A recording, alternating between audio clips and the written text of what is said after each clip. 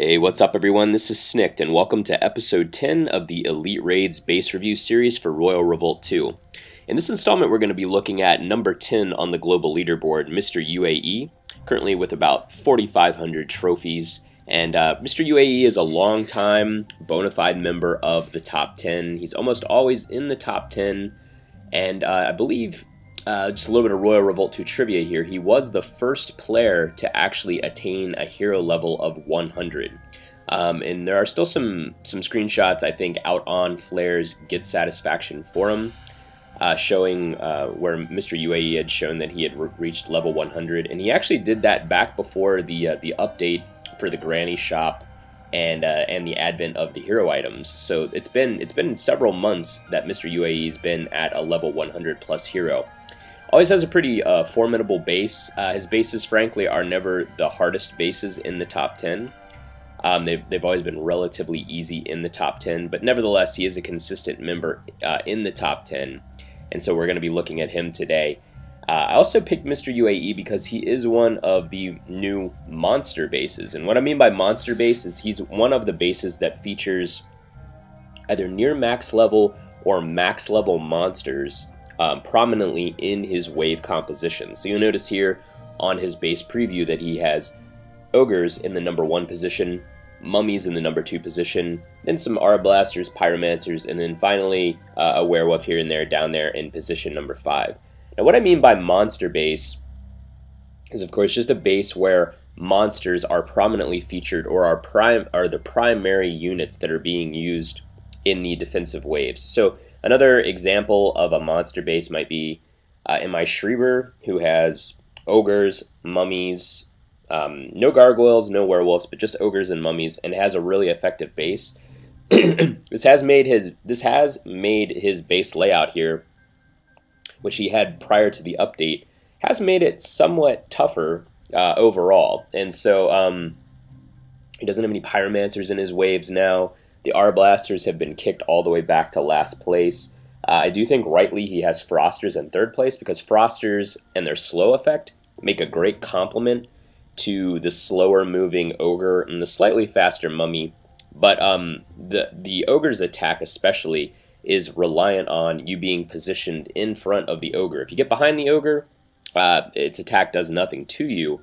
And so if your hero is slowed down very substantially by the Froster's slow effect, then the Ogre has a higher likelihood of landing a blow on you, especially if, as in the case of both MI Schreiber and Mr. UAE's wave composition, each wave, or most waves, feature multiple Ogres. So usually 2, maybe even occasionally 3 Ogres in a single wave.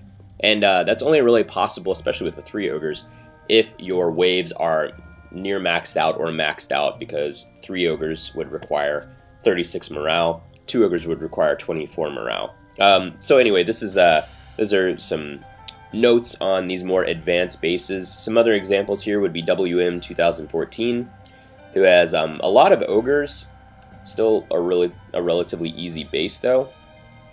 I know that'll hurt him in his heart to hear me say that, and also hurt Arn22, who is his buddy and his proxy account. Looking at Stateless Body, Stateless Body has all 4 monsters accounted for in his waves. He's got Ogres in 1st place, Mummies in 2nd, Werewolves, and then Gargoyles. And his base is slightly more difficult than it was before the update. It's possible to get through it without scrolling, but often it does require one blessing scroll. And so, you can see here, I might get 170,000 from Stateless Body. At my current level 4 trophies, and if I have to use a blessing, that's 11 gems.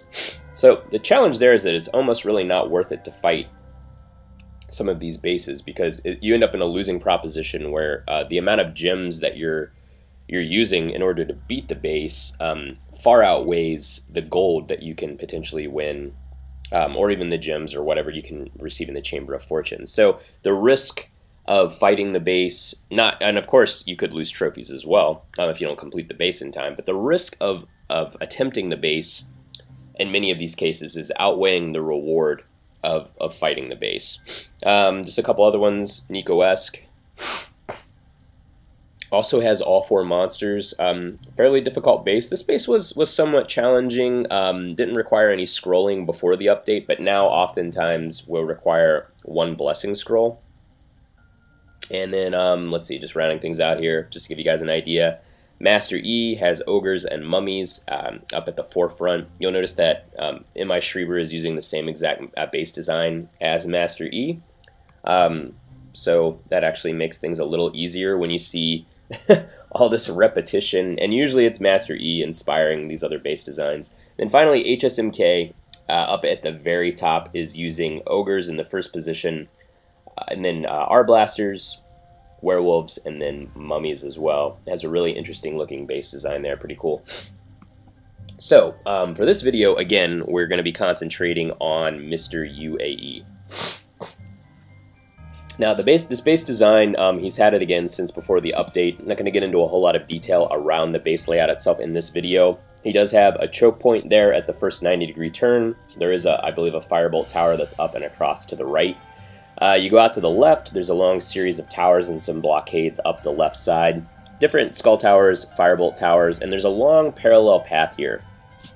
So what's really cool with this is that he has ogres in the first position, and of course ogres are 50% susceptible to piercing damage. That's their major weakness. You'll notice here, 50% susceptible to piercing damage, and so as a result, you have to, in this case and in these monster bases, especially where ogres are in first place, I'll be spamming a ton of R-blasters. And then, of course, I'll be doing pyromancers as well to take on the mummies and the firebolt towers that are throughout. And those are the 2 major things that I'll be doing. Is I'll just be hitting my R-blasters and my pyromancers non-stop in order to take out the firebolt towers and the mummies in the case of the pyromancers. And again, the R-blasters will be doing the ogres. And so the nice thing about the parallel path here is that my range DPS and my pyromancers and my R-blasters are going to substantially whittle down the health of the monsters before I even get to them. And so that's really cool to see. And we have R-blasters in third position, so I'll spawn the occasional mortar there to deal with them. And then the werewolves, frankly, the werewolf, I don't know if Mr. UAE's werewolves are maxed out, but even if they are, the normal damage that they deal out, I just kind of breeze by the werewolf and really don't even see them. As on the defensive side, I have yet to really see any kind of a compelling case for using them in your waves. I see that that's being done here. I mean, the benefit on the offensive side is it's 16 morale, so it's a huge expense to use a werewolf, and they don't really live all that long, even at max level. But they can jump over. Blockades, and so they can kind of range out in front of you and deal out damage to the defensive waves that are coming at you, and kind of, whittle down or lighten up the waves that are coming at you, and makes it easier on your raiding party and your hero when you get up to them. So they're good as kind of a a vanguard or as like almost like a scouting party into a base that you're raiding on the offensive side, because they will help out. But the normal damage that they deal out, they're not going to be hitting firebolt towers because they can't reach them. Normal damage doesn't really do anything to skull towers or snake towers for that matter. And so really the benefit of the werewolf is on kind of whittling down or lightening up the defensive waves that are coming at you. So anyway, we'll get more into monster tactics in future videos, but for now, let's go ahead and go in and attack Mr. UAE and talk through a few tactical considerations around dealing with these monsters in practice. So as I mentioned, I'm just going to hit R-blasters really hard, hit mummies kind of secondarily. There's that werewolf. I'm going to just pass right by him. So notice here, I go past the ogre, get behind him, and then just attack him from behind.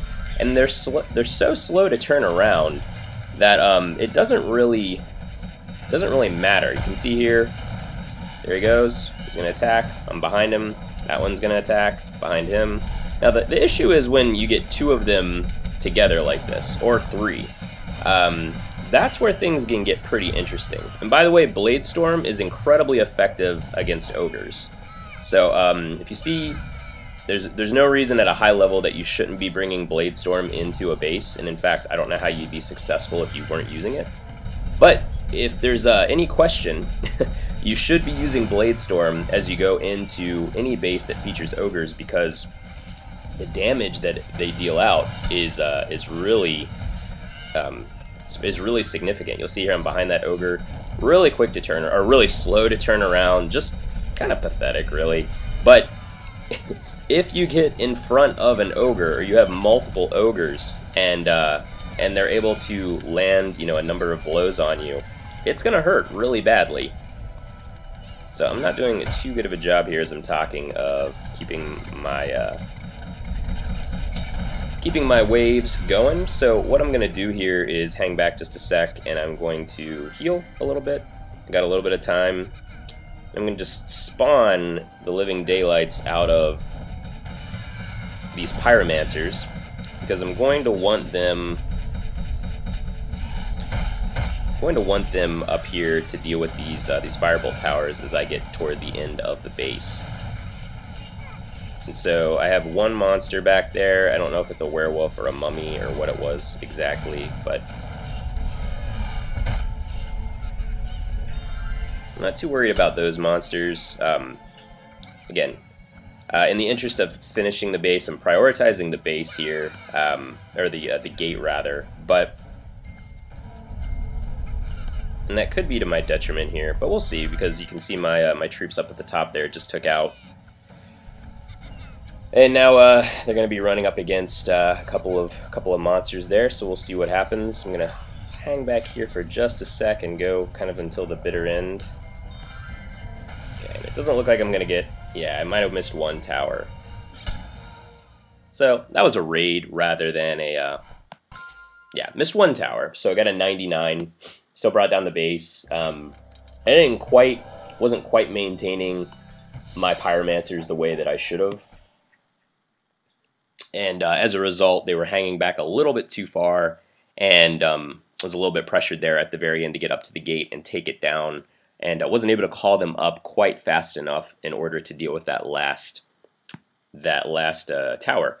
But the issue there, and a good tip and a good point, is that as you're raiding through these bases, and this is a good general rule, but especially in these monster bases, is that you'll want to be very conscientious about using your scream boost, or you'll want to be very conscientious about calling your troops forward all the time, as often as you can, because you're going to want your raiding party with you. I was looking in the forum earlier today, and out on Facebook, and there were some people talking about Rambo style and just ranging forward and going into the base solo, and I mean, and that does work at some levels of the game.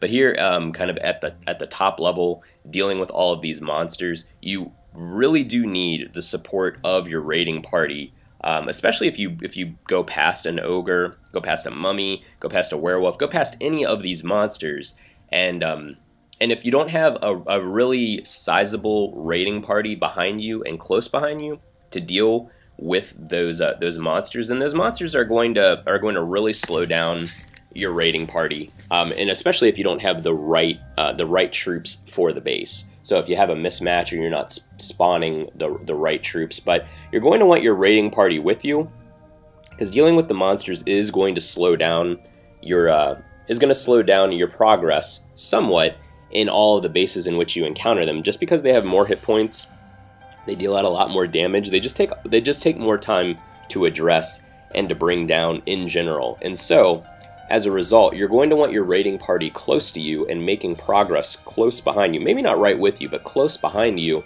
so that they can advance and take down, for example, pyromancers. You're going to want them to advance quickly to take down all of the firebolt towers, maybe some of which you've left behind. So it's good to have your raiding party behind you to kind of clean up the mess that you leave in your wake as you blow through, trying to get to the castle gate in time and bring it down without dying. And so there is a balance there, and it's a matter of delegating certain kinds of damage and certain kinds of responsibility as you're raiding to your raiding party, knowing when to move on from a tower, knowing when to move on from a monster. And but you have to have your strategy down and know what troops to spawn and how many to spawn, and even at what time to spawn them, in order to effectively work through a base to get, at least to bring the castle gate down, but to ideally get 100%. So that's a little bit about monsters and raiding with monsters in general, now that we've had a couple of days to kind of digest the update Still very early days and still trying to figure out a lot of tactics, but we'll see how everything turns out. And in the meantime, this is the first, again, installment in the Elite Raids series where we featured a monster base. So if you have any comments or thoughts on monster bases or the monsters in general, I'm sure that raid wasn't perfect since I don't even really remember what happened, and I was talking through pretty much all of it. So if you have any comments on the raid itself, observations about the monsters or what have you, definitely leave them out here on YouTube, or you can also contact me through Facebook. Thanks guys for watching.